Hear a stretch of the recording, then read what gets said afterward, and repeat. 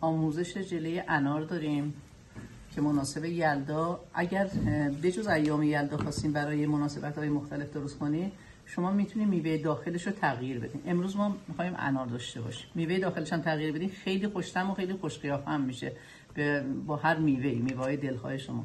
یه بسته ژله آلوورا داشتیم که اینجا من اینو گذاشتم آب شده ولی نجوشه ها. آب که جوش اومد ژله رو ریخته، شعله رو خاموش کنیم. چون آب کردن ژله ها طبق جزوه روش نیست، نوشته های روش یه چیز دیگر رو به ما میگه یه لیوان آب جوش، یه لیوان آب سرد. ولی چون ما میخوایم این دسر رو درست کنیم و باید این کمی سفت‌تر باشه، نمیتونیم طبقمون باشه.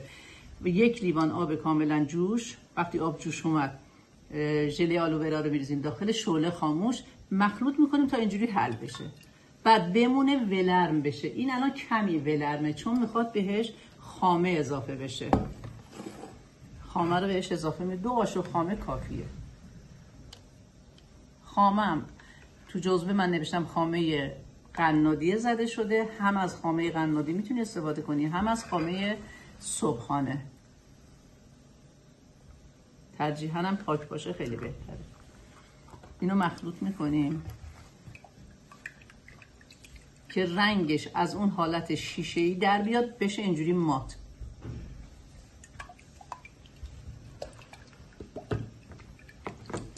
خب ببینید، پس این شد به این صورت. یه بسته هم ژله قرمز داشتیم که اینم گذاشتیم ولرم شده. به خاطر اینکه ژله رو وقتی می‌خوایم ما درست کنیم، باید یه مقداری از ژله رو بریزیم تو ظرفی که می‌خوایم ما شکل انار درست کنیم داخل این. اینو من از قبل آماده کردم، خامش هم زدم، 2 قاشق خامش هم زدم. ببینید رنگ این الان قرمز ماته، قرمز شیشه‌ای دیگه نیست، به دلیل اینکه خامه داره توش. اگه خامه رو اضافه کردین، دیدین دوندونای خامه رو می‌بینین، از توی صافی رد کنین که یک دست بشه، اینجوری دیگه صاف و یه دست هیچ دوندونی نداشته باشه.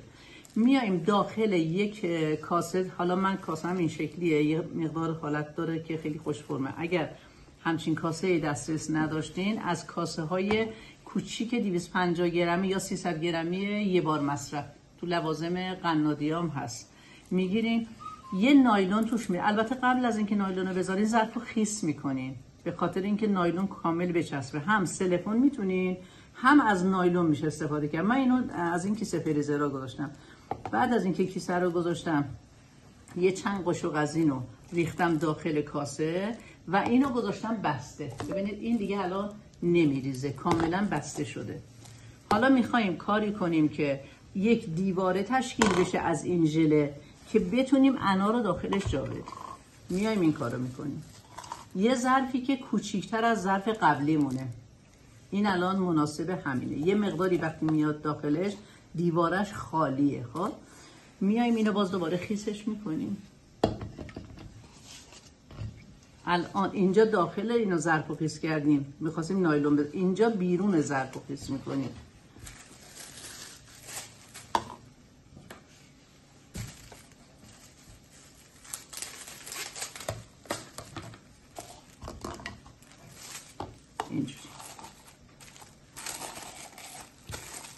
میتونین این کارا رو هم نکنین ولی زحمت کارتون زیاد میشه، به خاطر اینکه اون موقع در آوردن ژله شما یه 10 بار باید بزنی به آب جوش تا این در بیاد. اگر ظرفتون انقدر ضخیم باشه، ظرفتون نازک باشه، 1 بار مصرف باشه، حدوداً 3 تا 4 بار باید بزنی تو آب. ولی اینجوری دیگه نیازی به آب زدن نداره.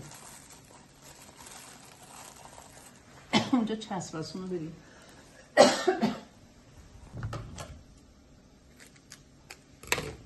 این نایلون رو من داخل کاسه فیکسش میکنم که اونور نشه، راحت بشینم اینجا.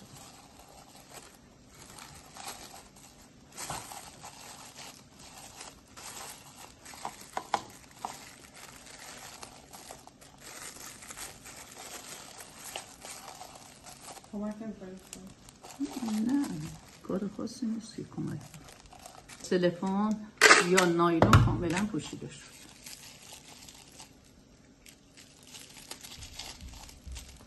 اینجوری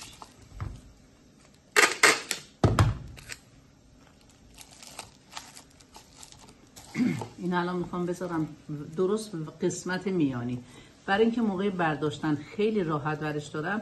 یه کوچولو اینو خیلی کم چربش میکنم که بعداً بتونم نایلون رو راحت بکشم بیرون.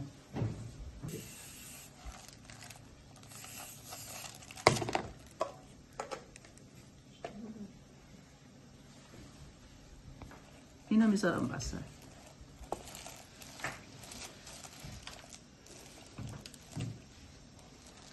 حالا اینو با چسب میچسبونم به دیوارش، به لبه کاسه بعدی.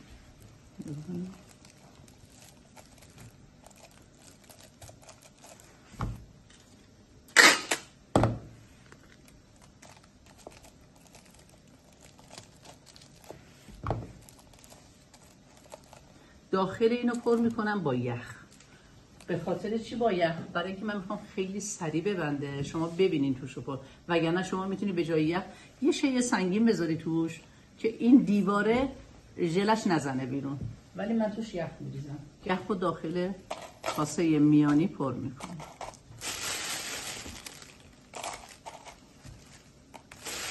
چون به ژله هر چقدر سرمایه بیشتری برسه خیلی زودترم میبنده.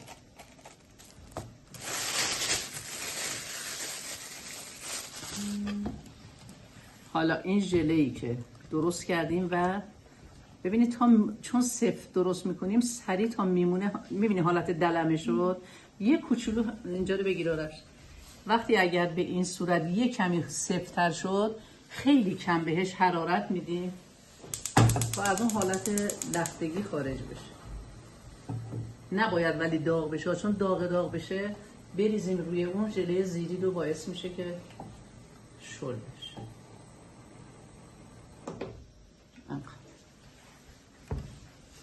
هم یه کیسه فریزر که گذاشتیم میتونیم سیلیکون بزنیم. تو چی؟ اینو که الان اینجوری کردی میتونیم سیلیکون بکشیم به جای این کیسه فریزر. آره. من الان میخوام اینو دور این بریزم. خب چون کاسه قسمت میانی قرار داره، وقتی دورش بریزم دیواره بسته میشه، ولی یه کاسه تو خالی به ما میده. کاسه تو خالی ژله که باعث میشه که ما انار رو بتونیم داخلش با ژله آلوورا پر کنیم. الان من اینو هر جوری بریزم این میخواد بریزه بیرون. میام این کارو میکنم، یه تیکه تلق ور میدارم، هر تلقی بشه، تلق کتاب، تلق معمولی، یه تکه برداشتم اینو تا میکنم اینجوری، یه حالت ناودون ایجاد بشه. خب سر اینو قرار میدم اینجا تو لبه همین تکه قسمتی که آزاد هست. بعد ژله رو از اینجا میریزم.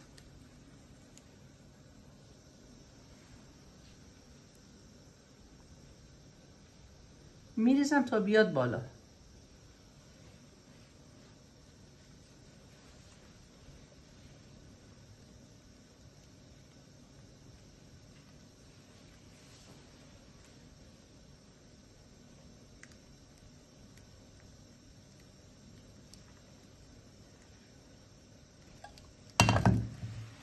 خب ببینید الان یه ذره کج شد. چرا؟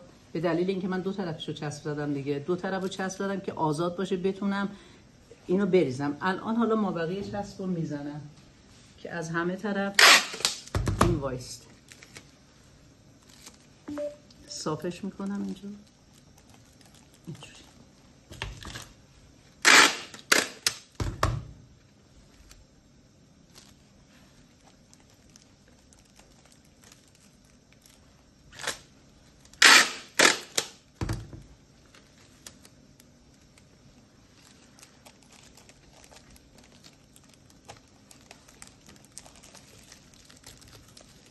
این الان صاف شد. اینو بهش دست نمیذاریم، میذاریم تو یخچال. چون الان زیغ وقت داریم من فریزر میذارم، وگرنه نباید ژله رو تو فریزر بذاریم چون یخ زده میشه. میذارم که زود ببنده، بتونیم که مابقی کار رو انجام بدیم. الان تا مابقی کار که این بسته بشه ما کاری نداریم. میریم اون اناری که درست کردیم بسته شده میاریم اونو شما ببینیم که به چه صورتی آماده شده و دیزاین شده. من اینو بذارم که ببرم. خمیر مارزیپان دسترستون نبود، اینجا من خمیر دارم، با خمیر براتون درست میکنم ببینیم. ولی اگر نبود خود انار رو که وقتی خواستیم پوست بکنین دورش رو 7 تا 8 بزنین دراریم، همون سر گل سر انار رو بذارین روش.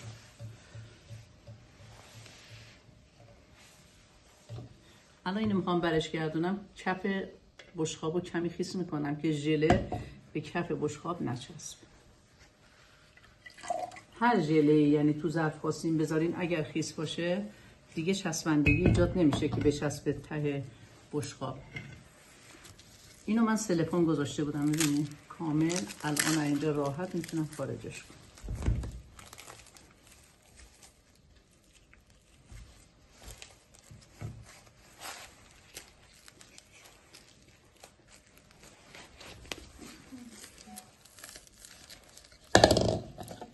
این کاسه رو بی زحمت یه جور جدا کنید.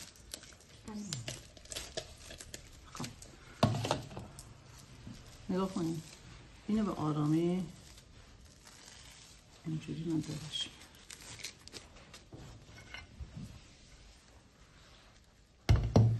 حالا اون شیارایی که روی انار افتاده، البته شیار خوب تو طبیعیش هم میبینین که شیار داره دیگه، بس اینقدر صاف صیقلی نیستش، یعنی یه خطایی هست. اما اگر خواستین اونا برطرف بشه که بذاریم الان برطرف کنم ببینین شما با چی برطرف میشه.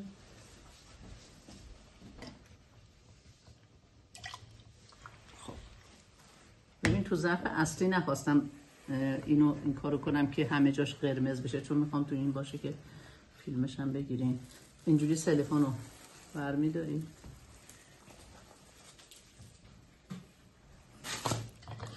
قاشق رو میذاری داغ بشه تو آب جوش، روی شعله گاز هم میشه گرفت، تو آب جوش هم میشه. پشت قاشق رو اینجوری میکشی،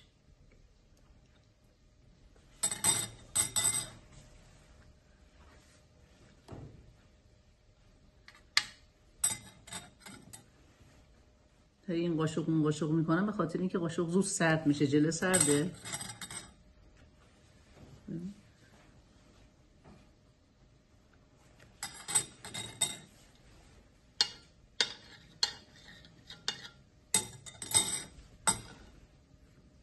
کل اون خطا و شیارایی که به توسط سیلیکون یا نایلون میفته روش برطرف میشه.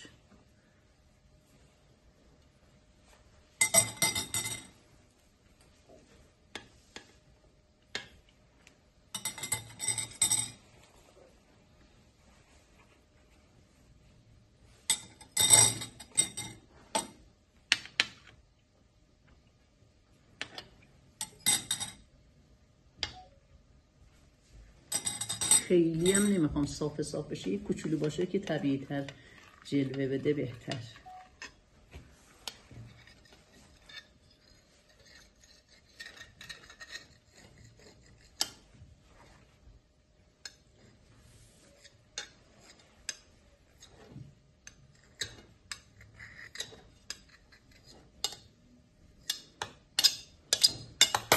این الان انتقالش میکنه. ببینید وقتی که خیس هست چه راحت از توی یه ظرف دیگه داخل ظرف مورد نظر میاد.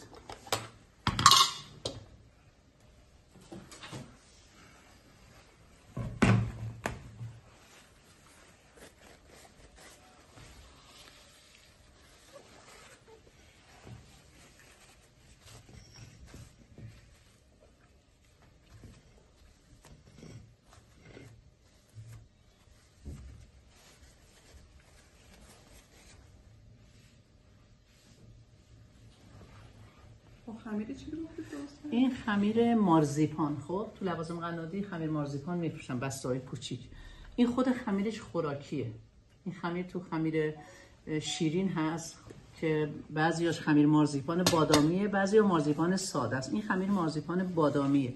اون برای این کار فرق نمیکنه که بادامی باشه یا ساده، فقط ما دکور میخوایم داشته باشیم، اما در کل این خمیر خوراکیه. و خمیرش هم توی لوازم قنادی میفروشن قرمز نیست، سفیده. میارم میبینید. من خودم با رنگ خوراکی اینو قرمزش کردم. اگرم اینو نداشتین دسترس که میگم چیز میکنین دیگه، انارو سر انار موقعی که قبل از اینکه ببری اول 7 تا 8 میزنی، اینجوری برش میداری میشه همین. این قشنگ‌تره. حالا میخوای برش بدی از همین بالا.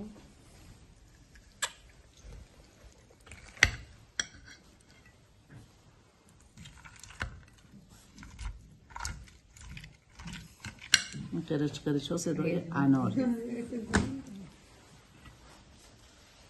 انارش خیلی ژله قرمزش خیلی قرمز بوده، سفیداش رو یه خورده رنگی کرده.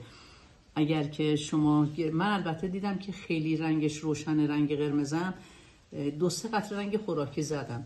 اگه شما رنگ خوراکی نزنی این سفید بیشتر میشه، یا اینکه خامش رو 2 تا قاشق بیشتر بریزید، بذارین سفیدیای این بیشتر مشخص باشه. خب الان برش بدیم تست کنیم. چسبایی که دور کاسه زده بودیم با قیچی برش میدیم کلن آزاد بشه، یخش رو خالی میکنیم، بعد کاسه رو خارجش میکنیم آروم. اگه دیدین کاسه به راحتی خارج نمیشه این کارو میکنیم. این سیلیکونی که دورشه اول اینو برمیداریم، بازش میکنیم.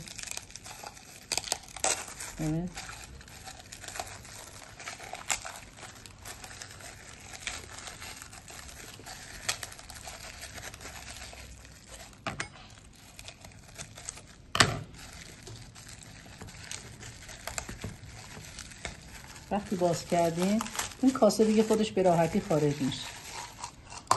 اینم اینجوری در میاد آروم، یه جوری که پاره نشه.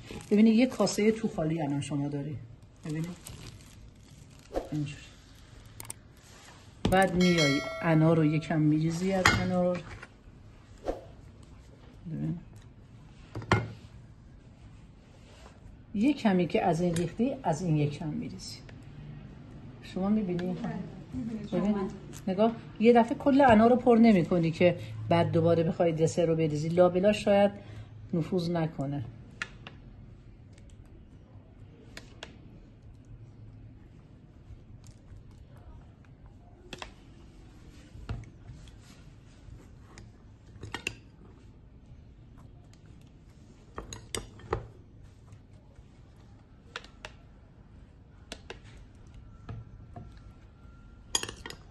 تا هر چقدر که من اون قبلیه رو خب زیاد درست کرده بودم که یه انار بزرگ بشه. این اندازه جزوه است، اندازه جزوه انقدر میشه، بیشتر از این نمیشه. اگه شما بخواستین انار بزرگتر درست کنی باید مقدارتون رو 2 برابر کنید. همین که لب به لب ژله زیری شد کافیه دیگه. اینجا میذاریش ببنده، کوچولو هم تکون بدی بد نیست. میذاری یه 2-3 ساعت که بمونه. وقتی دست زدی روش دیدی که انگوش میزنی پرون نمیره، یعنی دیگه کاملا بسته. اون موقع دیدین دیگه فیلمش هست، به راحتی میاری بیرون، سلفونو میکشی. اگه خواستی اون خط و خطوط باشه که طبیعیه که هیچ، اگه نه که قاشق داغ پشتشو میزنی صاف میکنی. تمام. مارزیپان رنگ شیریه، 1-2-3 قطره رنگ بهش بزنی میشه رنگ قرمز. بعد این خمیر رو ورز میدی. اگر خمیر مارزیپان نداشتین 1 قاشق نشاسته ذرت، 1 قاشق آرد قنادی مخلوط میکنین، خیلی کم آب میریزین به شکل یک خمیر سفت در بیاد اینجوری. بعد اینو اینجوری فرمش میدین، اینجوری یه تکه تلق به این باریکی، حدود 12 سانتی. این برای تاج اناره، اینی که آموزشی که میدیم. اگر نخواستین میتونین از خود انار که سر انار رو دارین برش میدین همونجا 7-8 بزنین. سلام خانم. سلام وحیده جان، خوش آمدی. حالت چطوره؟ خوبی؟ اینو اینجوری بازش میکن.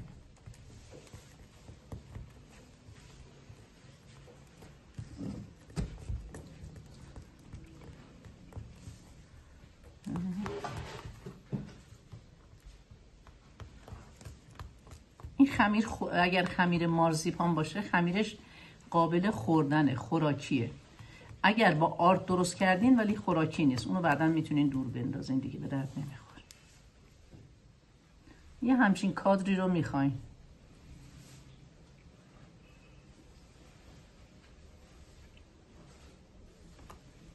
حالا این قسمت رو 7 و 8 برش میدیم به شکل 7 و 8.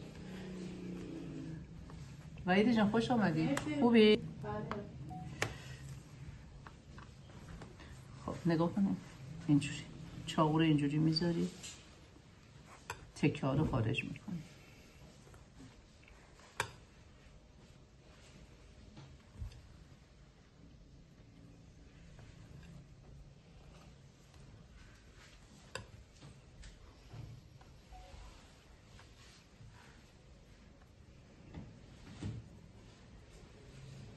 اونا که سفره آرایی اومدن این کار براشون، البته برای همه آسونه ولی چون تو سفره آرایی همچین برش های ما زیاد داریم. الان من میخوام اینو تا کنم شکل تاج بشه. تلق باید بمونه به سمت بیرون اینجوری.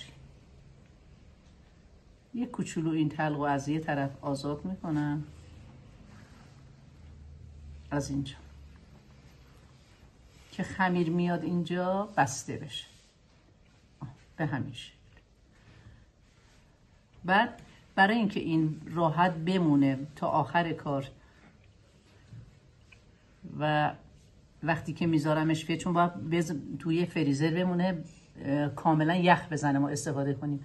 اینجا یه تکه چسب میزنی که این تلق باز نشه، همینجوری میذاری تو فریزر یخ میزنه. حالا یخ زده اینو شما میخوایی که یه چند ساعت بعد مصرف کنی یا میخوایی که داشته باشی هر موقع خواستی دسر انار درست کنی، این تاج انارات آماده است. به این شکل خرابی نداره. تو فریزر شما بذاری 1 سال این بمونه هیچی نمیشه. همتون یاد گرفتین؟